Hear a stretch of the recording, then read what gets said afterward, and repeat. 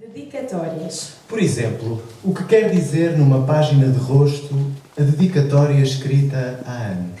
Dou-te este livro para sempre. Até breve.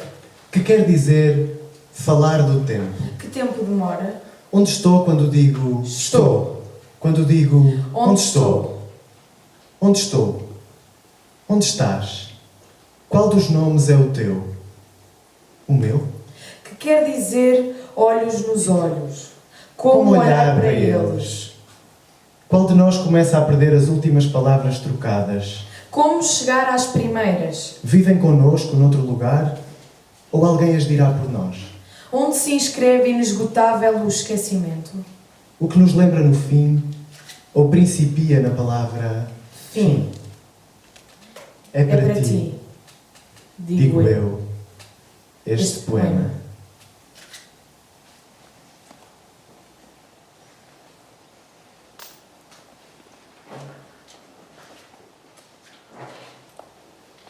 Banda sonora. Não propriamente píncaros de pássaros ou murmúrios fundos da floresta. Apenas a nossa banda sonora. Mas estava rodeada de cheiros e de toda a exótica vulgar vida.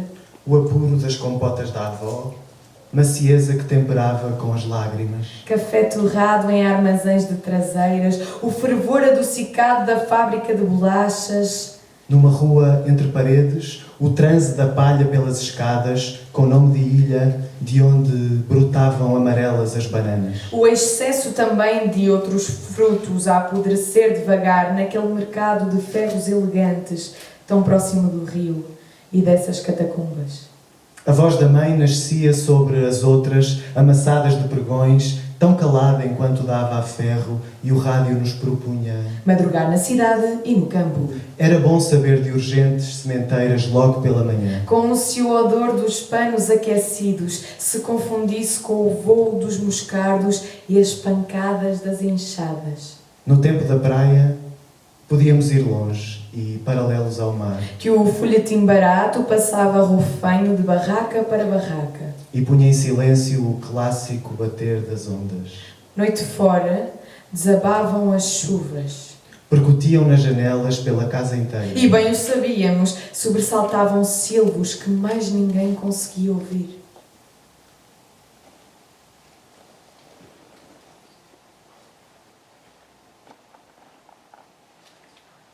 Porto, Traseiras da Sé, para os meus pais. São nossos, tão de longe esses olhos. Por aqui sempre ficaram no esplendor reverso das traseiras. Longamente inscrevem na luz que os enruga a mais aérea e límpida gravura. Tudo o que de água sabe o filho de um peixe. Assim nos ensinam distraídos a inclinar a cabeça, como evitar a demorada disposição da terra. Um tempo que em relances se acumula. Encontramo-nos todos nestes pátios inocentes das nuvens que nos sabem. Há luzes que se acendem a espaços pelo granito, caliça, ferros, aquela torre. Alguém de novo as vê uma primeira vez.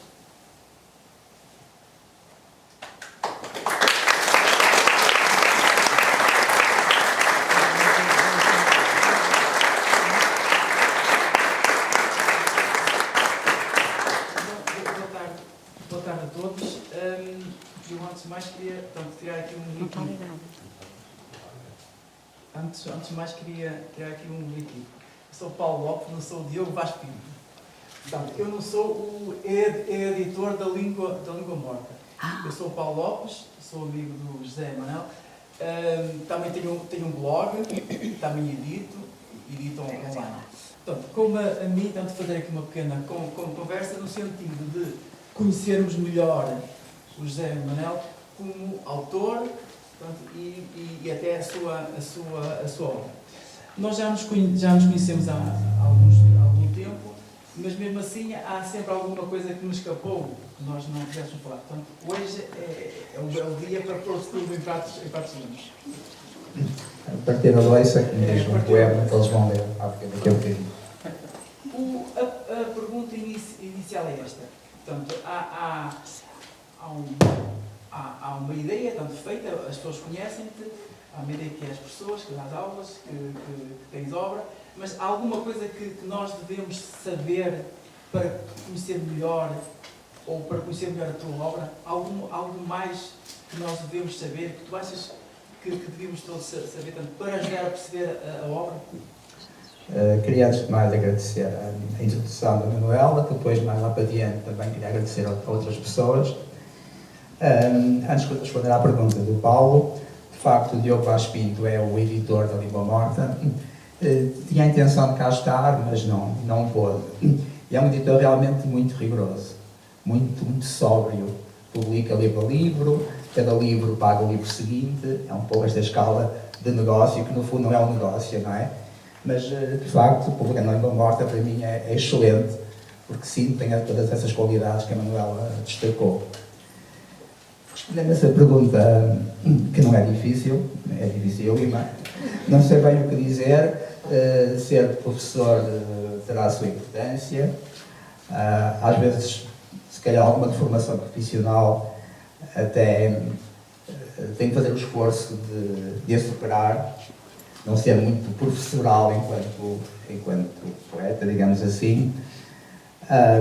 Ter tirado um curso de letras terá a sua importância. Sim, a nível mais pessoal, talvez ter nascido no Porto tenha lá muito remotamente importância, não sei, mas eu acho que tem. O facto de ter nascido no Porto, ter morado na infância, na juventude, na Rua Coutinho da Silveira, da minha porta para baixo foi a infância, e portanto o Infante, a Ribeira, o Douro, todo aquele ambiente bonito, mas agreste, tudo aquilo eu sinto que realmente faz parte de mim e deve intrometer-se da primeira oportunidade nas coisas que escrevo. Depois não sei, ninguém se calhar é bom crítico de si próprio, mas dá-me a ideia que uma poesia é uma coisa que se faz lentamente, que vai buscar aspectos por vezes recalcados, escondidos, consegue escavar muito lá no fundo. E eu com este livro, que me permitiu ter assim uma ideia sobre os meus poemas durante 20 anos, e até me dando por vezes alguma surpresa, às vezes percebe-se que há coisas que se repetem, nem fica nem repetir tanto. Muita tempestade, muita chuva, realmente este livro mete muita água, realmente, muita água. Eu nem tinha bem a noção, mas depois percebo isso. E percebo realmente que ele reflete talvez dois aspectos que talvez sejam característicos. Por um lado, eu ter a tendência para me harmonizar com as coisas, para aderir às coisas, entrar um pouco em consonância com os lugares, os sítios. Eu raramente me confronto com as coisas e noto isso aí. Depois talvez também noto um certo pendor que eu tenho, que é algo melancólico, uma sensibilidade para o tempo, sempre fiz assim, de sentir a passagem do tempo como uma coisa muito física. Portanto, um lado melancólico, um lado, digamos, de uma certa sensibilidade, mas depois também um lado muito reflexivo, eu tenho esse pendor também, uma certa busca de rigor. Se calhar isto não está nada lá, mas se eu tentar fazer uma ficção sobre mim própria poesia, se calhar diria uma coisa como isto, não sei. E quanto ao impulso poético, quando é que surge este impulso poético? Eu acho que não foi um impulso. Eu acho que não escrevi poesia por impulso sentimental, eu não fazia aqueles poemas confessionais sobre a vida, nada disso. Também acho que a poesia para mim nunca foi uma espécie de autoajuda, não vejo as coisas assim, não. Nasceu até de uma forma muito deliberada. Eu fiz a escolaridade em ciências, estudei matemática, fui para a economia, tive 10 anos em economia e depois decidi mudar de vida, porque aquela área não me dizia muito. E, portanto, fui para a Faculdade de Letras com uma vibração muito precisa, porque percebi que era uma área que eu gostava. Portanto, eu pouca poesia tinha lido antes de ir para a Faculdade de Letras. Eu acho que eu escolhi um pouco a poesia, percebi-me daquele universo e acho que é uma atitude bastante deliberada, procura desse universo. Realmente não é muito um impulso, se calhar no fundo será, mas não sinto muito isso. Eu tenho uma ideia da poesia que é um pouco artesanal. Fazer um objeto que funcione, que fique, que seja melhor ou pior, que tenha uma certa elegância, se possível, que tenha um efeito, mas depois ele me separa um bocado de mim. Acho que tem assim um conceito um bocado artesanal da poesia. E talvez por isso não faça uma poesia muito derramada, muito sentimental. Pois, quando eu falo no impulso, falo que todos nós passamos por isso, quando somos jovens e tudo mais, algum momento que nos toque mais e sintamos a necessidade de escrever, ou um músico vai fazer música, alguma coisa que o despertou, mas então aí nesse aspecto... Acho que foi um encontro, alguma coisa rápida que me despertou, comecei a ler coisas que me interessaram e que me fizeram falar de letras. Que não era assim um curso muito óbvio, em termos de saídas profissionais, essas coisas assim. Foi uma procura e com certeza foi um encontro com alguns textos que me disseram muito. No despertar da poesia, tenho também que dizer que o contacto com a minha querida amiga Inês Lourenço, que aqui está, grande poeta, foi muito importante. A Inês estava também a falar de letras, quando lá estive, e estava a começar por aí, daí a pouco, a começar a germinar a ideia da IFAN, que foi uma revista de poesia muito importante aqui no Porto e até a nível nacional. Eu tive o privilégio de conviver com a Inês nessas alturas e até colaborar com ela em tarefas muito práticas, ajudá-la a rever textos, de maneira que passaram pelas mãos muitos grandes poemas muito bons, porque a IFAN tinha todos os grandes poetas da altura. Então pegando nisso dos poetas, quais são os poetas que nessa altura te alimentaram este impulso, nessa altura e ainda hoje? Conheci imensos e aquele privilégio de ver os manuscritos, datiloscritos quase todos, não eram textos de computador ainda, escritos à máquina, muitos com emendas manuscritas, quase que dava para ver ali a oficina dos poetas, depois coisas traduzidas, e por exemplo também esta experiência singular é um poema finlandês, cá em baixo está a versão original em finlandês, a tradução, e a fazer a revisão daquilo sílaba a sílaba, de uma língua que eu não conheço lado nenhum. Esta atenção ao pormenor das palavras, acho que para mim a IFAN e a Inês, disse isto já uma vez, foi uma espécie, ao mesmo tempo, de ABC da poesia, mas pensando bem, uma espécie de cátedra da poética também. Portanto, eu acho que este encontro com a Inês também foi, talvez, decisivo. É uma coisa que eu procurava e ali encontrei realmente instrumentos para ir muito mais longe e, sobretudo, um bom convívio com grandes poetas. Mas assim, podemos falar de algum poeta em especial? Podemos referir um conjunto de poetas? Se calhar os que mais me influenciam, não tenho consciência deles, não é? Porque me influenciam assim subterraneamente, as influências talvez mais importantes. Eu sei que, por exemplo, Carlos Oliveira foi um poeta muito importante para mim, achei que aquilo aqui era. Gastão Cruz, a Fiamma, a Sofia, a Fiamma, assim, de grande afinidade. Poetas ao mesmo tempo sensíveis e um pouco racionais.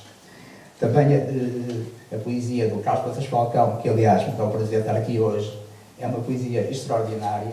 Foi daqueles poetas que de facto bateram forte, porque há aquele lado da poesia como conhecimento, uma poesia muito rigorosa, ao mesmo tempo sensível, portanto, aquele universo interstome. Fernanda Echevarria, Fernando Guimarães, esse tipo de poesia também tem muitas referências culturais, acho que são poetas que me interessaram. Outros poetas são muito importantes, mas se calhar não sinto que sejam muito da minha família. A gente gosta de outras famílias também, não é? Agora, quanto à obra em si, quanto a esta obra em si, isto é um conjunto de livros, não é? Podia explicar ou mais ou menos expor o que esteve na sua origem, alguns motivos especiais, o tempo entre eles, para nós percebermos um bocado esta obra? Sim, eu não sei se estou em boa posição para falar disso, não é? A minha visão é um bocadinho deformada, porque é muito por dentro, porque não tenho muita objetividade. Mas há ciclos. O primeiro ciclo, Súbito a Mão, que eu arrumei como Copiosas Chuvas, são poemas que foram premiados por Lado de Letras. Portanto, essa foi uma primeira experiência poética. Eu tive a escrever aí na nota final, que eu acho que hoje escrevo muito melhor nessa altura, mas escrevo também muito pior. Esses poemas tinham uma força, uma espécie de ingenuidade que eu nunca mais tive.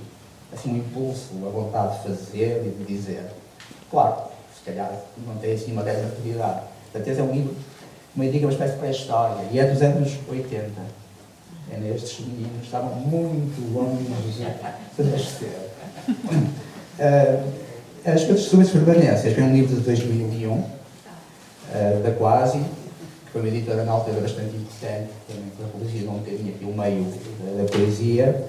E é um livro em que eu encontro, se calhar, muitos dos motivos que depois vêm por aí adiante, não é? A noção do tempo, da complexidade do tempo, a infância, o Porto, também aqueles poemas que se põem do ponto de vista das figuras literárias, põem do ponto de vista de alguém, ela está lá quase tudo. E é um pouco isso. A música da Anónimo saiu muito mais recentemente, em 2015, mas é mais antigo do que o Ânima ou O Lugar que Não Dou Lugar. E acho que é um livro bastante organizado, em 3 partes, sendo que a primeira é um bocadinho sobre uma ideia que é interessante para mim, que é a beleza tem alguma coisa de atraente, mas de inacessível. Tem uma grande autonomia. Anda muito à volta desta ideia. Por isso é que a epígrafe são aqueles versos do Vinícius de Moraes. A beleza que não é só minha, que também passa sozinha. Esta ideia, uma beleza que a gente sente que está longe de nós, mas que ansiamos. A segunda parte tem mais a ver com alguns aspectos biográficos. A terceira, lá está, estas referências culturais. Anima é um projeto muito, muito especial. Eu fiz estes poemas para os desenhos da Ana Luísa, Ana Abelhou, que também está aqui. Um trabalho que eu achei excelente. A Ana foi fazer um trabalho de pesquisa iconográfica do arquivo de uma instituição de meninas desamparadas em Gaia. E então teve acesso àquele arquivo de uma instituição que, aparentemente, de facto, ajudava aquelas raparigas perdidas na prostituição, nisto e naquilo, educava-as, mas percebemos também que havia ali um esquema, digamos, totalitário, não é? E autoritário, que as raparigas sofriam, tinham castigos. E toda a Ana fez então um trabalho, digamos, iconográfico, baseado nas batatas, que tinha a ver com os castigos, e depois na ideia da borboleta. A ideia da metamorfose, que no fundo queriam que aquelas meninas crescessem espiritualmente, só que claro, está ali uma enorme ambiguidade, e foi esse trabalho que foi para mim tão inspirador que me fez fazer esses poemas. E é no fundo um livro, quer dizer, eu fui atrás do trabalho da Ana. O Lugar que Me Dou Lugar é talvez um livro à volta dos lugares. Para mim foi uma coisa excelente que um poeta ensaísta espanhol, José Ángel Villarroel, fiquei surpreendido. Depois ele fez um ensaio sobre o lugar, e então, neste livro e de outros autores, ele tentou perceber várias perspectivas sobre como encarar os lugares. Para mim isso foi uma coisa fascinante. É um livro, no fundo, sobre a noção do lugar. Processos Tomários são os originais mais recentes. Eu penso que é um livro um bocadinho triste. É um bocadinho à volta da ideia de morte, um pouco melancólico. É um livro que tem também muita ligação com certas memórias, como este poema, que eu li há um bocadinho da banda sonora. A terceira parte, depois, como acontece muitas vezes naquilo que eu faço, do ponto de vista de certos autores, que fossem eles a falar. Agora, eu escrevi estes poemas porque exatamente queria dizer aquelas coisas. Eu não queria dizer só isto que eu queria dizer. É um discurso absolutamente acessório. Pronto. Estes poemas que nós temos aqui são os mesmos que saíram nos livros, ou fizeste alguns retoques, ou alteraste alguma coisa? Poucos retoques. Só mesmo uma gralha por outra, digamos, tipográfica, e uma por outra gralha poética. Quando nós fomos entrevistar Fernando Guimarães, ele disse que apanhou algumas gralhas. E nós perguntamos, tipográficas? Não, gralhas poéticas. E eu também encontrei uma coisa por outra, não é? Uma repetição, mas muito pouca coisa, quis mexer muito pouco. Aí para mexer-se, não? Pouco, uma palavra que não podia ser, muito pouco, porque eu os poemas trabalhei-se melhor que pude. Não serão excepcionais, mas não envergonham, porque senão não tinha publicado. E eu quero como eles estavam naquela altura, naquela circunstância, naquela idade, um pouco com o seu desamparo. Não faz sentido mexer muito. Há lá dedicatórias. Eu não sou capaz de ler uma dedicatória. Mesmo que a vida tenha mudado, aquela dedicatória estava lá, naquela altura, daquele sentimento. Mexer o mínimo. Além destes poemas, há alguma coisa lá guardada em casa que hesitaste em publicar? Muito pouca coisa. Mas há alguma coisa lá em casa que ficou, mas na dúvida ficou lá. Tenho que ir procurar. Não sou muito desse estilo. Tenho uma ideia, persigo. E lá consigo alguma coisa. Não tenho material a mais. E então, não trabalho assim. E a pergunta que se impõe também é um bocado esta. Porquê é que não fizeste uma antologia? Porquê é que esta opção foi tua?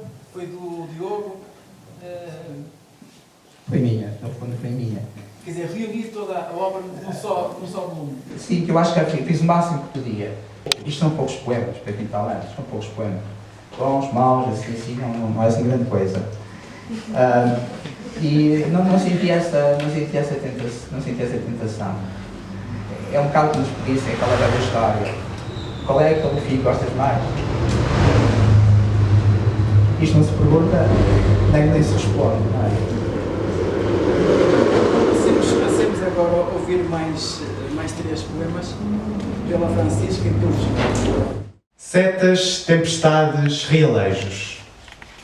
As setas apontam o sítio. É o real. Vemo-lo das escadas rolantes e dos carris, deixando-nos empurrar como se fosse docemente. Aperta-se o cerco dos martelos contemporâneos, mas insiste, inaudível, um baixo contínuo. Vem desses homens que empurram o ar endurecido e arrastam de longe as caixas de música. Na hora em que dispara o sistema de luzes e a tempestade atira galhos ao vento, eles aparecem das barreiras da cidade. Saem dos esgotos, do mais escuro dos jardins, assombram montras e espelhos, ocupam a selva das traseiras. Distraídos, trespassam tempos como pátios, exibem a enorme transparência, dão voltas e mais voltas, vão girando a manivela do mundo. Uma coisa mecânica, aos soluços, mistura pó dourado e ferrugem, enquanto voam, muito no ar, os guarda-chuvas.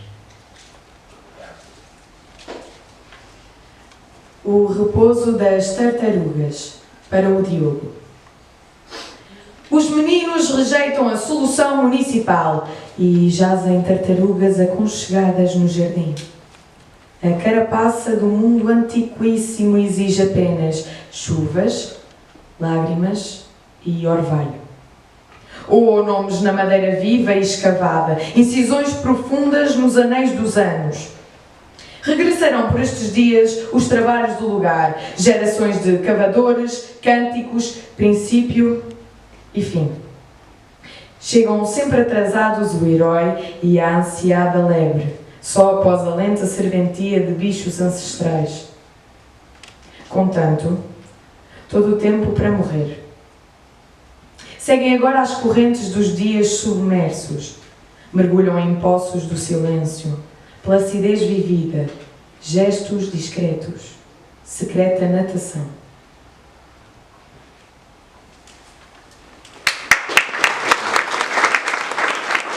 É muito comum, e tu sabes a parte disso, é muito comum que na missa há um momento fantástico que é o mistério da fé.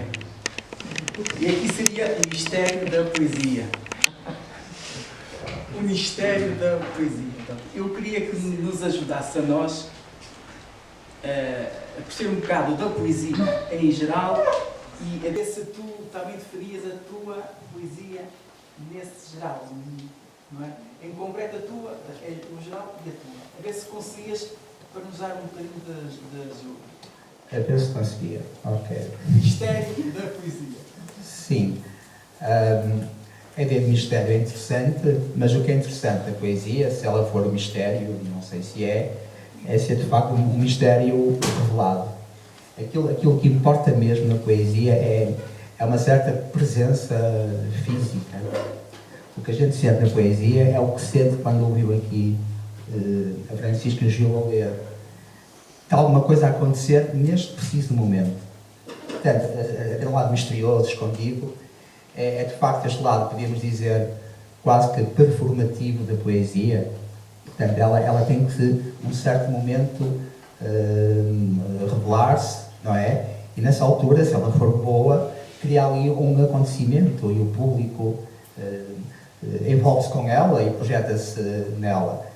Eu não sei se é um mistério, mas agora é um mistério muito sensível. Esse lado sensível da poesia acho que é muito importante e justamente diferenciar a poesia de muitos outros discursos, não é? Que são fundamentais, mas que são muito pragmáticos, querem coisas, ou querem pensar, querem chegar a certos patamares do conhecimento. Mesmo o discurso religioso, não é? Implica um salto com outra dimensão, e a poesia é uma coisa muito que celebra o aqui e o agora, e é isso que eu acho muito cativante na poesia. Depois, outras ideias, aquela ideia muito conhecida do Paul Valéry, não é? Que dizia que a poesia era uma hesitação prolongada entre o som e o silêncio. Isto é interessante, não é? Portanto, mas uma hesitação muito grande e muitas vezes o som e o silêncio, entre o som e o sentido. Entre o som e o sentido. As ideias e o lado sensível da linguagem, que estava a dizer as neiras. E o som e o sentido potenciarem-se, não é? O som ser, digamos, ser abastecido pelo sentido e o contrário. E esta ideia é muito importante. Para mim, na poesia, é mesmo aquela forma de comunicação que celebra a palavra em todas as suas potencialidades. Não está realmente presa a muitas regras. Aquela ideia de poesia, liberdade livre, que muito se fala, que será um verso do Rimbaud, é um bocado isso. Liberdade, mas livre. Não há muitas regras. Portanto, a poesia, por isso é que é mesmo multiforme. Há imensos tipos de poesia e acho que essa qualidade de saber preservar a liberdade é mesmo dos aspectos mais raros da poesia. Então, acho que é mesmo a arte da palavra na sua plena potencialidade, na liberdade, na intensidade, na significação. É um tipo de discurso raro nos tempos que correm, que são tempos realmente de muita comunicação, de comunicação muito acelerada, mas muito simplificada, muito repetitiva e muitas vezes encoberta por pressupostos ideológicos. Acho que mesmo cultivar a poesia longe de certos estereótipos, etc., é mesmo uma espécie de antídoto muito importante e muito mais nos tempos que correm, que são de muita palavra, mas de palavra deturpada, mecanizada, repetida, esvaziada, abreviada, inconsciente, etc. E como é que tu enquadras? Deve haver um lugar qualquer para mim no meio disso tudo. Pode ser que alguém um dia discuta, se terá paciência. Não sei dizer, esta é a minha ideia de poesia, eu se calhar tento cumpri-la, não é? Melhor ou pior, não sei. Já agora, dá-nos um salto, eu tenho aqui uma ordem, uma sequência. Falaste no sentido e no som. Sentido e no som. Portanto, vamos falar no ritmo. Tu quando escreves o poema, depois lês em voz alta, estar à espera que te soe bem, mas soe-te bem porque é o som, é o sentido. Como é que explicas isso? Tem que ser as duas coisas, não é? Porque disse há bocadinho. As duas coisas a coexistir, não é? A serem consubstanciais, uma metida na outra totalmente. Qual é o teste do bom poema? Não sei, não é? Se eu soubesse, era fácil. Eu não sei, mas para mim isso é verdade, tem que soar bem. Eu tenho que ser em voz alta e aquilo funcionar. A rima uso muito pouco, aliás a rima atrapalha-me muito. Há bons poetas da rima. O Domingos da Mota, que está aqui, é um poeta que usa sempre a rima e que usa muito bem. Eu não sei usar a rima, aquilo atrapalha-me bastante. Ritmo, sim, é importante o ritmo. Tenho poemas em que a métrica, a forma estrófica é importante e tem mesmo uma regra, outros não, tem só um ritmo interior. Mas esse teste de dizer em voz alta para mim é essencial. Dizer em voz alta, e geralmente não posso estar parado, ando lá para o outro. Deve parecer um maluquinho, com certeza. Há algo, só para concluir. E para mim, há na poesia alguma coisa que faz lembrar aquilo que faziam os peripatéticos, aqueles filósofos, não é? Que associavam o andar, o caminhar, o pensar, Eu preciso muito disso. Há um lado físico da poesia, não é? Só olhar para o papel branco na secretária limpa, aquilo não funciona muito. Funciona no primeiro momento, mas depois preciso realmente esse teste do sound, do dizer em voz alta. Preciso dos gatafunhos. Tenho de começar com gatafunhos, com a energia dos gatafunhos. Depois preciso do computador, para ver aquela coisa branca e depurada. E depois, o teste final, a ver se aquilo funciona, é um teste que se calhar só o tempo poderá dizer alguma coisa. Eu às vezes acho que é um bocado como é aquela arte das compotas. Quer dizer, é preciso que o tempo faça o seu efeito e pode estragar aquilo tudo, ou pode apurar o sabor, mas o tempo é importante, se calhar um tempo para aquilo a repousar é importante também, não é? E depois aquele teste que é difícil, mas eu acho que o que se nota num bom poema, não digo que são os meus, é num bom poema, é que nós percebemos que se o poema for bom, parece que ele aumenta ou intensifica a vida. Mas a gente vê as coisas, a vida, de uma maneira mais penetrante. E o contrário, as experiências de vida, etc., se o poema for bom, resistente, também melhora no poema. É por isso que há poemas que aguentam muito. Os poemas de Camões realmente passam todos os testes. Todos os testes. Tu falaste sempre em ti, correto? É a minha maneira como faço as coisas. E agora a pergunta que se faz é, e lá em casa, dás a ler alguém? Não, aos próximos? Não, coitados. Eu pouco dizer isso. Tenho que dizer que é um trabalho um bocado solitário, tenho que dizer, sim. Não, mas não pede alguém que te leia para tu ouvires? Não, acho que não devo fazer. Acho que eles têm a sua vida. Há bocado falámos, portanto, tu dizes que não há rima, ok? Mas há uma palavra outra que tu repetes. Há imensas palavras. Portanto, no próprio poema, portanto, há um momento ou outro que... Sim, pode haver. Eu noto que às vezes há repetições do que eu preciso no poema. Olhando para a obra toda, há muitas repetições, são quase embaraçosas. Como há palavras que aparecem. E isso é sempre súbito. Era súbito. E o súbito tornou-se tão vulgar que já não era súbito nenhum, não é? Portanto, eu comecei a evitar o súbito. Porque é quase que ticos, não é? Quase que ticos. E noto que há muita chuva, há muitas nuvens, aquela exposição aqui ao lado, como fundo. Até aqui um poema fala de nuvens e de gosto, exatamente. É quase uma reflexão parecida com aquela que está ali por trás daquela exposição. A natureza, as nuvens, há muita coisa recorrente. Dentro de um poema, sim, às vezes sinto necessidade de repetir algumas palavras. Já abordaste a questão de como fazer o poema. Já estiveste a falar, sim, que faz uns esboços, uns esquiços. Podias explicar melhor isso? Ou seja, desde o impulso poético, não sei se será o estado poético, se vamos falar nisso, não sei se sentes isso, um momento, até passar para o papel e dizer, olha, isto está fechado. Se há algum momento, algum dia que olha, isto está fechado, não toco mais. Quando isso acontece? É um processo muito instintivo, porque eu não tenho assim muita consciência, sinceramente, não tenho muita consciência. Sim, eu acho que trabalha-se o máximo que se pode. Eu percebo bem aqueles poetas que rabiscam, eu percebo isso.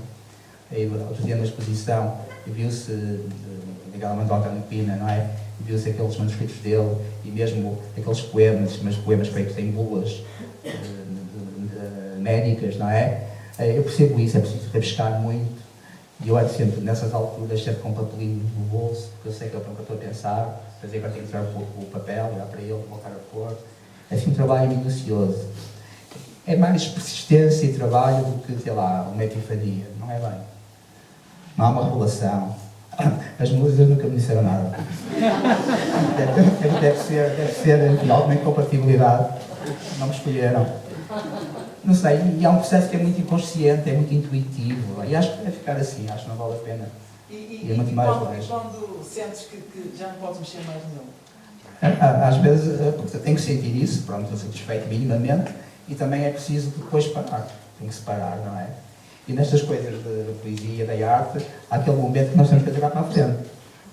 Já fiz alguma coisa, agora pronto, já está. Logo se vê, não é?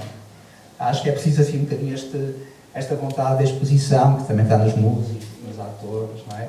Há um momento de estudo, de meditação, e depois é preciso ter alguma base. E é aquele momento em que nós sentimos que, bem, isto já está razoável, está o máximo que eu posso, não vou ficar à espera da perfeição, porque ela não vai chegar, não é? Não vai chegar. Cansaste? Às vezes, se calhar, é por desistência. Pode ser por desistência, não sei, mas eu não sei. Olha, já abordaste alguns temas. Eu tinha aqui outros temas, que é o visível e o invisível, a relação entre os tempos, o seu intervalo, o esquecimento, a morte. Além daquilo que já falaste, tendo em conta estes, quais são os temas que te são mais caros, que te provocam mais a vontade de escrever? Ou que estão mais presentes? Isso que disseste, acho que sim. A questão do visível e do invisível, e como é que o invisível se vê, como é que se nota, os tempos que passam, mas como os tempos são permeáveis uns aos outros, nós pensamos noutros tempos, os tempos intervalares, o que é antes de um tempo e um outro, entre um facto e outro. É assim uma coisa meio especulativa, meio filosófica, não sei se sim, se não, mas essas coisas tocam-me. O que é o esquecimento? O esquecimento existe, senão não falamos dele. Aliás, vamos falar um bocado disso, não é? Este tipo de coisas realmente inquietam-me, não é? E a poesia é boa para tratar, porque é uma linguagem com muita liberdade e esses temas assim meio especulativos, assim, tocam a memória, a infância, as coisas da cultura também me chamam, porque uma pintura, a música, são já no fundo versões da vida qualificadas, não é? Alguém que viveu e que sentiu com um certo apuro, que foi longe. Há quem possa achar que é uma coisa muito culturalista, está a exibir cultura, fala deste e daquilo, mas não é por aí. São coisas vivenciais, não é? Porque são obras de arte que nos tocam, porque são visões da vida que foram trabalhadas, foram depuradas, que foram profundamente vividas e depois bem... Isso para mim é muito estimulante. A arte estimula muito as viagens, por exemplo. Viajar para mim põe-me um mecanismo qualquer a funcionar, que me torna mais disponível. Sai por aí, não sei dizer. Pronto, de facto, nota-se que abordas as questões das artes plásticas, as questões da música, Sim. as questões dos lugares, a literatura em si própria. Quer dizer, não é muito frequente ires ao cotidiano, as coisas vulgares. Este livro, o último livro, Os Processos Sumários, tem mais isso. Tem mais isso. Eu não quero fazer uma poesia muito abstrata, mas às vezes essa abstração acaba por surgir naturalmente, não é? Há uma coisa que eu dizia, o Virgílio Ferreira, que era interessante, apesar de ter livros muito difíceis, muito filosóficos e que é. E ele dizia que os livros dele não eram assim muito difíceis. Agora, a vida é que era um bocado difícil. Então, às vezes, temos que ir por aí porque não há outra maneira, não é? Mas não aspira a fazer uma poesia muito abstrata. E quando é abstrata é porque estou a partir de coisas muito concretas que quero aprofundar. Mas gosto de coisas concretas, justamente falo dos lugares, dos sítios, das pessoas. E este último livro tem uma série de memórias que passaram para os poemas. A alfeitaria do meu avô, esta banda sonora ligada à minha mãe. Imagens do Porto antigo. Este Porto atual é um Porto estimulante, cosmopolita, claro que um bocadinho normalizado, para o bem e para o mal. É um Porto estimulante, mas eu, que sou meio pré-história, lembro de trazer este Porto um outro Porto, que é um Porto que me toca bastante, que é um Porto muito difícil de domesticar, uma cidade rude, agreste, e neste livro eu dou um pouco essa imagem. Por exemplo, eu fiz um exercício que para mim foi importante, de imaginar como é que os meus avós viram o Porto. E eles vieram de outros sítios, do meu pai não, viviam cá, mas a minha avó materna veio do Alentejo, os meus avós, a minha avó paterna, o meu avô paterno era de Porto, os meus avós maternos vieram da província, da Trofa, vieram para o Porto. Eu tentei perceber, comecei a olhar deles, ver uma realidade mais amena e chocaram com aquele aspecto brutal da cidade. o Porto tem um lado intratável, aquela muralha, aquele lado meio selvagem. Eu nesse poema e noutros poemas tentei dar um bocadinho essa percepção. São coisas muito concretas, que têm a ver com uma cidade, com um lugar. Pois, mas o que eu queria dar um certo realce é que tu não abordas muito a questão do lirismo, aquele lirismo do suspiro, do ai, sexo, está aqui para este lado, portanto não há aqui... Eu não creio que seja verdade. Não, no sentido da abordagem, no sentido desta abordagem, o Calão nem falemos aqui, o Calão também não está, mas o lirismo puro, um ai, um suspiro, portanto, não é muito do teu registro. Não, essa questão da sexualidade, etc., tenho dúvidas se não está por aí. Tenho algumas dúvidas. O lirismo do ai não tem essa sensibilidade, realmente. Eu para mim não consigo separar o sentimento do pensamento. Nesse aspecto, o Pessoa tem bastante razão. Ele percebeu bem que não podíamos esperar isso. Tanto pelo lado da razão como do sentimento. Se eu quero exprimir o sentimento como deve ser, eu não posso limitar ao ai. O ai está bem na altura, foi assim que eu me senti. Se eu quiser dar consequência a esse sentimento, vou ter que o trabalhar. No fundo é aquele fingimento que ele falava, não é? Mas para a razão é a mesma coisa. A razão tem que ser alimentada pelos sentimentos que têm mais longe, senão esgota-se os esquemas que já estão existentes, não é? Portanto, para mim, em geral, e na poesia é 50% de sentimento e 50% de pensamento. Eu não vejo outra maneira, não consigo. E, portanto, aqueles poemas muito derramados, sentimentais, não me interessam. Não que tenha preconceito, mas porque acho que não são fiéis à realidade, àquilo que... Acho que é uma visão empobrecida das coisas. E isso obriga-te a ter uma linguagem cuidada, quer dizer, o coloquial aqui, salvar as exceções... Sim, não é a minha praia, digamos assim. Não tenho uma objeção de princípio, nem ao palavrão. Nem ao palavrão. É uma questão talvez de personalidade, não é? A poesia contemporânea, que aborda esse coloquialismo, não será a minha voz, não é? Mas eu acho que o palavrão pode ter lugar. Tem que ser usado com competência. Temos que ser competentes a usar o palavrão, naturalmente, não é? Se é uma palavra agressiva, tem que ter a sua agressividade na altura própria, no contexto próprio e funcionar. Se for gratuito, não. É só para alguém atrapalhar. Não tenho objeções de princípio, mas realmente não é a minha maneira. Voltando outra vez aos 50% intelectual, 50% lírico, apercebes-te disso quando estás a fazer o poema? Não, percebo a posteriori, não é? É a minha maneira, não é? Não tenho uma receita para mim. Isto agora se eu a dizer, cá de fora, e se calhar estou a criar uma ficção acerca disto. E uma ficção pior, porque é uma ficção que não quer ser ficção, como se fosse a verdade, não é? Mas eu não procuro, é assim. O que é que nós somos o que somos? Sei lá. Pronto, passemos então a ouvir mais 3 poemas pela Francisca e pelo Gil e depois seguido de uma obra da autoria do David Teixeira da Silva. Tenho só que dizer antes disso, então o David decidiu por ele fazer uma obra, não sei bem por que carga d'água, com um título exatamente igual ao do meu livro.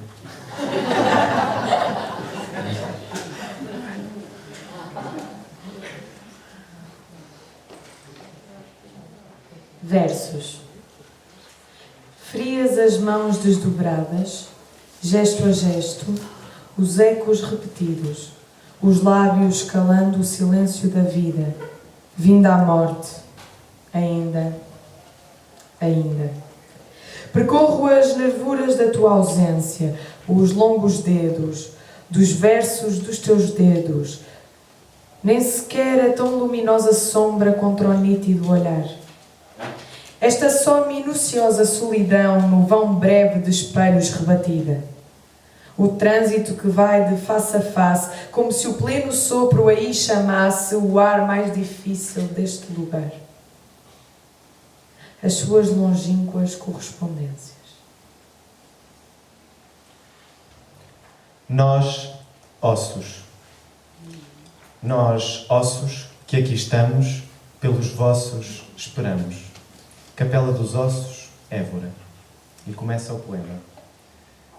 Dizem-nos que estamos mortos, tão silenciosos, que é para sempre. E, contudo, a ilha cheia de vozes. São sopros deste lado do gelo, ou só amanhã em brilhos, respiração já tanto faz. Cheia de vozes e ecos, trespassada de pássaros que batem as asas em cal e muito pó. Há quem espreite e venha jogar ao sério, com eles gritamos na rouquidão da tempestade que ondula as velas transparentes. Dizem-nos para esperar com paciência, que emprestemos o tempo a poemas assim, impropriamente ditos. Não tarda, tiram-nos as palavras da boca. Numa ponte sobre as águas. O pai, assim doente, está sempre a atravessar a grande ponte. Diz coisas como: é mais um dia fora da vida. E de repente a luz dourada vai repetindo os nomes das vidas que perdeu entre ventos, o trânsito que não para, paisagens de um mundo tão suspenso. Mostra a noite em seu redor e recolhe o fio que prende a dispersa coroa de pássaros. Luzes e luzes nascendo das camadas de breu acumulado. Um ar dolorido que insiste aqui, nestes pulmões.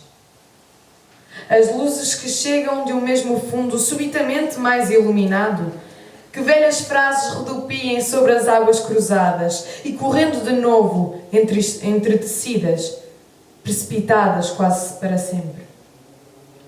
O pai não sabe o enredo que viveu, mas é apenas tudo que enfim se retoma um pouco tarde. Longamente segregando o seu vivo esquecimento assim, numa ponte sobre as águas.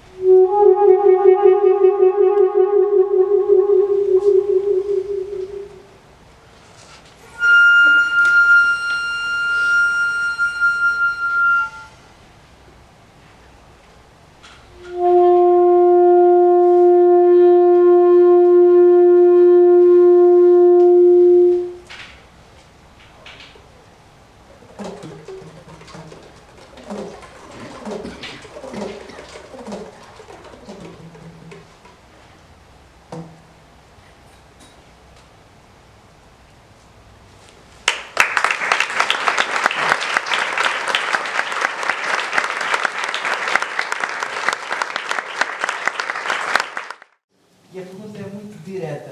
O que é que o crítico José Manuel diz sobre o poeta José Manuel? Eu acho que esse senhor deve estar calado em relação ao outro. Não sei. Quando muito, digamos que esse crítico a existir, que eu fiz assim, algumas críticas, tem esse lado, gosto de falar sobre livros realmente, mas a existir o crítico não é propriamente um crítico, enfim, muito, que tenha trabalhado muito. A existir está dentro do próprio poeta, há de estar por dentro no processo, não é? De resto, não tenho nenhuma distância para falar sobre isso, faço o que posso. Claro, quando fazemos um poema, estamos com a expectativa de que seja o melhor poema do mundo, senão não vale a pena. Pois, basta aquilo que se consegue, simplesmente, não é? Eu estava à espera que falasses que tens a noção que há poemas tanto melhores do que outros. Não. No meu caso, não.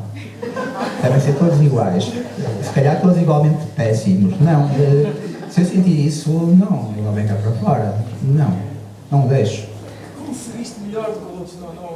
A percepção não é assim. Não funciona assim. Eu ficaria tão inquieto que não ia dormir. E a evolução, como crítica, percebe-se que há uma evolução ao longo destes 20 anos? Tem um bocadinho de dificuldade, não é? Isto é uma obra poética, tenho um bocado de dificuldade em dizer que é uma obra. Claro, são 20 anos, o tempo passou, alguma coisa está a acontecer, o próprio tempo realmente tem uma certa sabedoria, as coisas vão persistindo, vão ficando. Claro que o melhor crítico mesmo é mesmo o tempo, porque está distanciado de tudo, não é? Noto que há diferenças, mas não sinto que seja propriamente uma obra. Quando nós, pensamos que a Fiamma, a sua obra chama-se Obra Breve, e é uma obra extraordinária, o que é que eu direi que isto é? Quando Fernando Echevarria, a sua obra enorme, se intitula Obra Inacabada, o que é que isto é? O Herbert Welder diz que é poesia toda, mas é sempre toda de cada vez, depois não faz outra, é poesia toda outra vez, ou poesia, não é? Portanto, perante esta humildade dos grandes poetas, chamar a isto um percurso, uma obra, enfim, é preciso ter noção das proporções, não é? Não tenho essas ambições. Agora, faço o melhor que posso e quero sempre fazer o melhor poema do mundo, isso atenção. Em termos de ambição, sim, depois temos que perceber que as coisas são o que são. Não sei, eu sinto que há uma continuidade profunda entre as coisas. O último livro, se calhar, achei que podia, por vezes, simplificar mais e falar das coisas de uma maneira mais direta, mais chã. Deixar que essas coisas viessem mais ao de cima. Mas no próximo, talvez faça uma coisa muito diferente. Agora, portanto, como convives com o professor, o fotógrafo, o apreciador de música, teatro, de cinema, de artes plásticas, o viajante e o tradutor?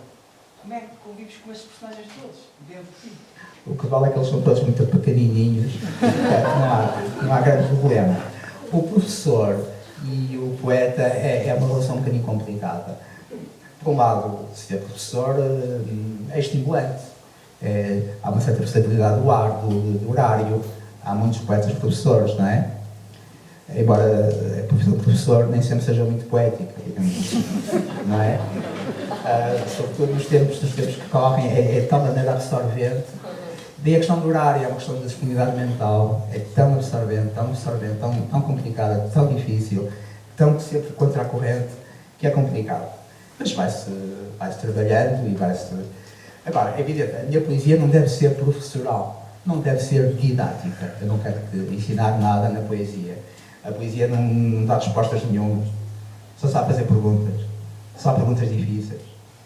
O professor que só faça perguntas difíceis e que nem tenta dar as respostas, seria um mau professor, provavelmente, não é? Agora, por outro lado, é complicado. Eu sou professor de português, de literatura, e é complicado por vezes, estudando poesia e tendo trabalhar a poesia com os alunos, é bem complicado. Nós temos, por um lado, a poesia como um espaço de liberdade, de criatividade. E a escola, por definição, tem regras, tem avaliações, tem planificações, tem tudo aquilo que, de certa maneira, tem que ter também, não é? São mundos difíceis. Claro que há bons momentos, há aqueles momentos em que as coisas correm bem e satisfazem o aluno para uma ideia, um sentimento, mas é complicado. Com o ensino que nós temos muito massificado, com uma escola que é um bocado burocrática, que tem necessidade de quantificar, de avaliar. O espírito da escola, digamos, não está muito coadjucente com a vivência da arte. Podia estar mais. As disciplinas artísticas têm que fazer um lugar talvez menos interessante na escola. As disciplinas de conhecimento, como a filosofia, a história, menos essas parecem estar um bocadinho a tornar-se parentes menores, não é? O pragmatismo na escola é muito grande, a escola está com uma espécie de empresa, a escola municipalizada,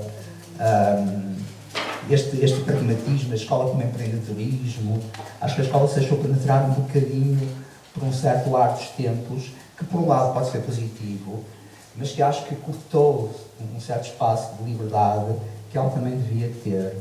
E, portanto, não é muito fácil compatibilizar, por vezes, a arte com a escola, não é? E os outros? O fotógrafo? O fotógrafo, ok. Eu dou tanta importância à poesia como à fotografia. É mais fácil fazer coisas mais visíveis da poesia. A fotografia é um caminho um pouco diferente, mas eu dou o mesmo valor aos dois aspectos. Eu não gostava nada de fazer um livro em que pusesse as minhas fotografias e temas meus, ou ao contrário. Isso incomodava-me. Parecem dois caminhos paralelos, não é? Dizem, ou já quem dissesse que eu faço uma poesia muito visual e que faço uma fotografia muito conceitual, não é? Se calhar é uma contaminação, mas eu acho que, sendo meios diferentes e preservando as suas diferenças, eu acho que há alguma coisa que realmente na poesia com a fotografia, que é um bocado esta ideia de, em ambos os casos, nós temos uma espécie de expressão de uma coisa que se perdeu. A fotografia capta um momento que já se perdeu, porque eu fotografei e já passou. Portanto, há um sentimento de melancolia, de perda, de tratar a melancolia, a perda, a distância. Mas depois, tanto a fotografia como a poesia, como a bocadinho eu estava a dizer, tem essa capacidade de, alguma maneira, por momentos, ressuscitar, entre aspas, tudo isso. Criar, portanto, um objeto artístico que consegue trazer essas marcas, esse passado, até uma vivência presente. E acho que a poesia e a fotografia têm muito este lado vivencial. Há fotografias que nos tocam, de facto, sendo coisas distantes, coisas perdidas, coisas quase fantasmáticas, não é? Como que, por momentos, conseguem, de facto, essa espécie de ressurreição, de recuperação dos momentos. Acho que é uma coisa que não será por acaso que as suas coisas me tocam. Embora eu saiba que fotógrafos e poetas não estão assim muito bem, quer dizer, são dois mundos diferentes. Os poetas ou os fotógrafos com suspeita, os fotógrafos não sabem escrever, quando fazem uma nota aquilo está mal escrito. Os fotógrafos dizem que os poetas estão lá na lua, são líricos, não vão para o terreno. São duas espécies muito, realmente, com artes um bocadinho diferentes. E eu gosto das duas coisas igualmente. E o melómano? Há bocadinho, no fundo, eu disse isso. As formas artísticas são no fundo, já visões da vida qualificadas, não é? Que em relação ao nosso cotidiano representam um salto qualitativo ou mais longe.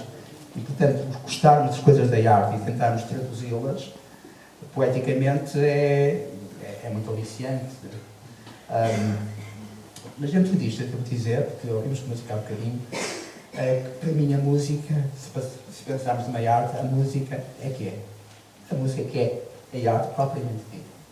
Porque consegue atingir um plano de significação que se desliga dos conteúdos, dos pragmatismos, das ideologias, muito embora possa haver todo um contexto ideológico, político, estético que influencia, aquele momento é uma linguagem muito livre, parece que atinge os espectadores num outro plano, é uma outra coisa mais profunda, mais sensorial, que vai a zonas do cérebro mais profundas. Para mim, a música é que é. Digamos que eu faço uns poemas, porque se calhar nunca consegui ser ser músico, sei lá. Podia ser música, ser música que é. O viajante ou o turista? Turista não. Turista acho que não. Eu tenho aí um poema que é Madeira by Night, que no fundo é um bocado essa crítica à visão turística dos lugares. Claro que eu faço turismo, não tenho a sorte de viver para todos os sítios. O que há de repressão é que dizia que ele não gostava muito de viajar, ele gostava de viver por outros sítios. Viver aqui, na Suíça, e isso aqui não é? Nós fazemos algum turismo e aproveitamos para tentar desautomatizar o olhar e ver outras coisas. Na viagem, o que na tela é isso, é sair do sítio, é desautomatizar o olhar, estamos num sítio diferente, com outros apelos, e parece que há um refrescar da própria percepção, é isso, não é? A viagem, para mim, realmente é muito estimulante. E, por último, o tradutor, como é que conjugas isso dentro de ti? Eu sou assim um grande tradutor. Eu, na verdade, a ser franco, traduzi para uns 10 poemas. Não sei se posso chamar de tradutor para quem traduz 10 poemas.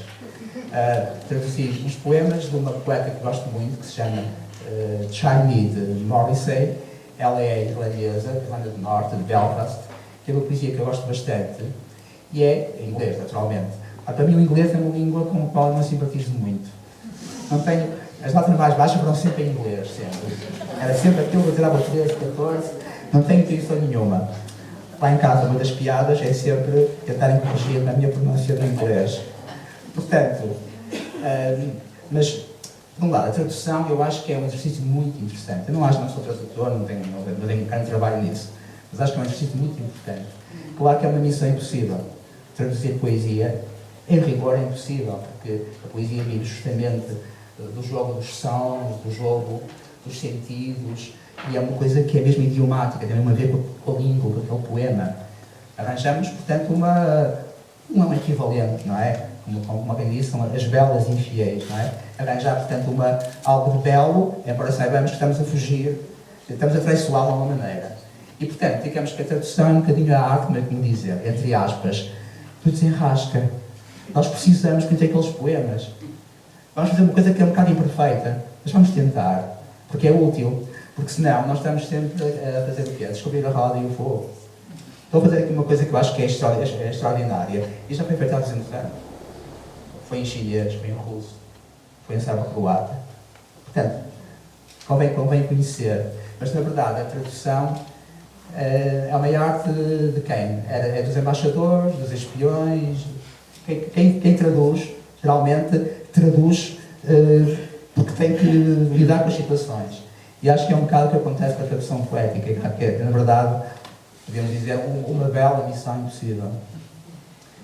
Já agora, o inglês para o português é muito interessante, porque o inglês e o português não têm nada a ver em termos de tratar a língua, é tão diferente, que tem realmente piada ver como é que se pega num poema em inglês e em português. Passa lá para os pronomes todos, não é? Se eu ponho isso em português, acho que estou a fase. Não é? É uma lógica tão diferente, que é, digamos, é um exercício em termos poéticos e de trabalho da língua muito interessante. Traduzir 10 poemas, foi tão trabalhoso que eu não sei se haverá o 11º. Uma curiosidade. A tradução, ler poemas dos outros, não te influencia, não te inspira para os teus próprios, ou seja, tu entras num estado tal que até podes ser levado a fazer uma coisa parecida com aquele. Convém evitar, não é? Convém evitar, acho que se calhar é preciso fazer, de uma altura mais criativa, fazer uma espécie de quarentena, não sei. Porque é difícil. E se gostamos muito, aquilo cola-se a nós, não é? Acho que sim, nós temos de nos distanciar um bocadinho. Pois, até tu dando aulas, estando a explicar os poemas, estás a explicar poemas, estás a explicar a prosa, de certo modo, tu podes te embrenhar nisso e até fazer uma coisa por semelhança, não? Nunca ocorreu isso? Porque gostas muito. Acho que não. Acho que é sensato evitar isso, não é? Se calhar, com o tempo, um poeta que gostamos, de uma forma que nós gostamos, com o tempo e à distância, podemos adotá-la, não é? Mas tem que haver realmente uma distância. Não é bem por outro, mas agora pensando no futuro, tens alguns projetos já em mente? Isto está fechado? Isto já passou? Para o futuro, tens algumas ideias? Sim, o meu drama é ter tempo para as ideias. Aquela coisa da página em branco, eu por sorte ou por azar, também não vivi. Tenho tantas ideias que não tenho tempo para concretizar. O meu drama é mais esse, para ser franco. O que está agora a sair, está quase a sair daqui a pouco, é uma pequena peça de teatro, feita a meias outra vez com a Ana Abreu, e que se baseia no músico Messiaen, Olivier Messiaen, e o gosto que ele tinha pelos pássaros, e o facto de ter estado prisioneiro num campo de concentração. É uma pecinha de teatro, vai ter desenhos da Ana. Mas gostava de acabar um livro de contos que estou a fazer, gostava também de fazer um outro livro de poesia, que tenho algumas ideias. Na fotografia gostava de conseguir materializar, dar visibilidade a alguns projetos, aqueles que existem muito virtualmente, e tenho outras ideias também.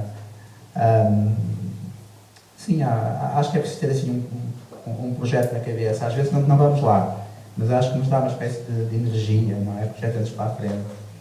Agora uma outra pergunta mesmo. Isto de ser poeta é um modo de vida? É um estilo de vida? Como modo de vida é capaz de não assegurar a sobrevivência mínima, não é? Não, eu percebo a pergunta. É um mau negócio, não é? O Diogo Vaz Pinto pode dizer que é um mau negócio, de facto. Mas eu não diria isso. Eu diria Eu sei. Deixa eu tentar evitar a pergunta. O trabalhar a poesia, o fazer poemas, o ler poesia, isso de certo modo faz com que a pessoa tenha um estilo de vida diferente ou aprenda alguma coisa com os poetas, se altera, ou seja, se torna uma pessoa distinta dos outros. Bom, a nível, sim. Não, mas é num nível muito profundo, muito pessoal, muito difícil de discernir, não é? Não, os poetas não é como as auréolas, não são seres especiais, não é? Eu acho que mesmo a arte da poesia é justamente pegar num material comum, não há nada mais comum que a linguagem, nós não sermos dela, num material comum, material acessível, e explorá-lo até outros limites, não é? Eu acho que é mais a potencialidade do comum, é ser um homem comum e levar o comum até um outro plano. Modo de vida, não, enfim, fotos românticas, à maneira do Garrett, que está ali na avenida, rodeado de uma capa, olhar o infinito. Acho que esse imaginário romântico, por vezes, afasta um bocado da poesia. Ou então diz que sim, são seres diferentes, especiais, vamos adorá-los, mas nada a ver connosco. Sim, acho que podemos acabar. Acho que podemos.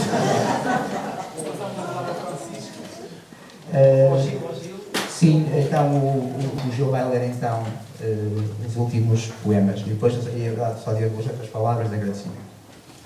Sala de estar envidraçada sobre a cidade, a partir de uma fotografia de Inês Dorei. Acerca dos problemas das salas de estar, da minuciosa e necessária decoração, como habitá-las, onde colocar as cadeiras, a que distância dos dardos de luz do chão com altas concentrações de chão. Em qualquer lugar somos os hóspedes. Colocas a questão de onde pernoitar, do recheio das malas, como dispor, digamos, as simples camisas, que sequência para as fotografias panorâmicas e os grandes planos. A cidade é um brinquedo perigoso. Deixa-nos recuar, depois selar os olhos e fica o trânsito, cuidadoso e sereno. Admite a paixão da ordem, simetrias que doem e coisas que dispomos de viés, para que se afastem uma vez mais. Só depois oferece o abismo e um último fulgor no vidro, digamos, um pouco fosco, do nosso olhar.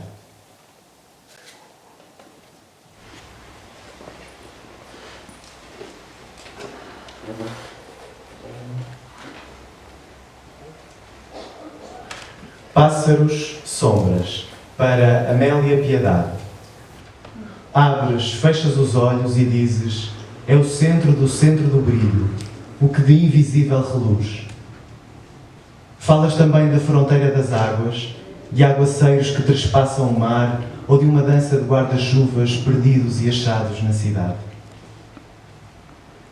E há peixes verdadeiros e discretos, com escamas sobre escamas escondidas, e na areia funda a ágil natação da sua luz. É no jardim e está à espera uma árvore que vive, meio morta, meio viva, duas vidas e duas mortes que não param de morrer e de viver, e pássaros quietos, com sombras que logo voam, se abres e depois, com o ardor, fechas os olhos.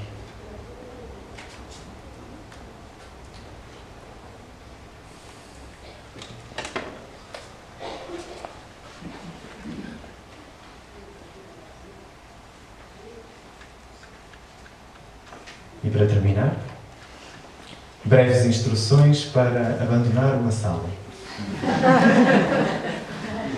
Antes dos riscos do breu e das fricções da luz, antes da estrada que se fechará de neve, lembranças rabiscadas, penúltima página, em cadernos quadriculados, poemas, agendas alfabéticas. Percorrer um a um todos os quartos, despertar o esquecimento, girar os manípulos do gás, 2 voltas, acertar os relógios devidamente desfasados, confirmar se está recolhido o toldo do terraço com os ventos enrolados. A volátil maresia. Baixar intimamente as cortinas para que só o silêncio se ocupe das cadeiras, verificar, enfim, o nível do óleo, as nervuras correntes dos pneus, se tudo está na exata pressão do mundo. Fiquem a piscar os mecanismos. Serão discretos pirilampos pela casa. Antes de mais, a todos vós, pela vossa presença, pela vossa cumplicidade, pela vossa amizade, só a vossa presença é que deu sentido esta sessão. Eu sei vocês, isto não servia para nada. Agradecer muito ao Vida Fórum, as pessoas da Manuela e do João, pela cedência deste espaço magnífico, como viram, e pela integração desta sessão na sua programação habitual, que é uma programação rica, e, portanto, estarmos nesta programação, para nós, é uma honra. Este projeto acho que é extraordinário, pela abertura que tem às artes, às grandes questões, digamos, que atravessam o nosso tempo, pela abertura que tem a projetos de gente jovem, mas também de consagrados, e também uma coisa que me toca bastante, que é a sensibilidade que tem e me mira, de ligar este projeto cultural, que podia parecer elitista, ligá-lo com o Porto, com o Campanhã, com o Miraflor, portanto, cultivar esta relação com o lugar. Não somos estranhos no lugar, passamos a fazer parte do lugar. Acho isso extraordinário. Quero agradecer aos leitores, à Francisca, que já cá não está, e ao Gil, pelo talento e pela generosidade das suas leituras deste livro. Não há nada de mais generoso do que dar a voz, o corpo, a pulsação às palavras alheias que fazemos nossas. Portanto, eles deram-se aos poemas. O poeta não imagina nada melhor do que isto. Agradecer aos músicos pelo diálogo que permitiram entre os poemas e a arte maior da música, portanto, à Joana, à Cláudia e ao Tomás.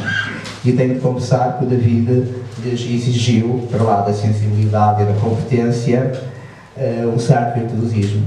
Ele colocou-os no centro de um furacão e nem sei como é que eles conseguiram escapar. Queria agradecer ao próprio David por se lembrado de fazer uma peça cujo título, como disse, não sei bem porquê, coincide com o meu. Eu tenho pedido uma coisa muito mais subtil, assim, uns ruídos de fundo enquanto liam. Ele decidiu fazer uma peça à sua maneira, dentro do seu projeto. Para mim, claro, foi também extraordinário, porque gosto de música e porque gosto de David. Agradecer aqui ao Paulo Lopes pelo prazer desta conversa. que aliás prolonga a nossa cumplicidade em múltiplos projetos, quase sempre ligados à poesia, nomeadamente uma série de entrevistas a poetas que para nós foram grandes experiências, nomeadamente a Inês Lourenço, ao Carlos Cotas Falcão, a outros poetas, foi um projeto que nós partilhamos e que vamos tentar continuar. Foi muito gratificante. E além de mais, o Paulo, entre muitas outras qualidades, tem uma qualidade que é mais rara do que parece, de que quando faz perguntas, quer mesmo saber. Não faz perguntas por perguntar ou para exigir, é legitimamente curioso em relação às coisas e não se pode exigir um melhor interlocutor. Portanto, queria agradecer ao Paulo por mais este gesto cúmplice e amigo. Este livro é, antes de mais, para o Diogo, para o David e para a Maria José, como está na dedicatória inicial, com quem, claro, os meus dias e os poemas dentro deles totalmente se confundem, e também para muitos familiares e amigos que aqui estão e que nos vão acompanhando ao longo dos trabalhos e dos dias. O ciclo de poemas originais, processos sumários, é para a querida amiga e grande poeta Inês Lourenço. O livro inédito é para a Inês. E não quero esquecer também a Ana Luísa, a Ana Abreu, que me deu os desenhos da Anima, com aqui alguns deles também no livro, como puderam ver, diferentes dos da edição original. A Ana tem sido cúmplice de vários delitos que nós temos cometido, ousamos cometer, e aliás eu e a Ana prometemos que muito brevemente daremos notícia de um novo golpe que fazemos juntos. Nos poemas há outras dedicatórias que têm a ver com afetos pessoais, intelectuais e até com gente que já não está aqui, mas é como se na verdade estivesse. Pronto, muito obrigado pela vossa atenção.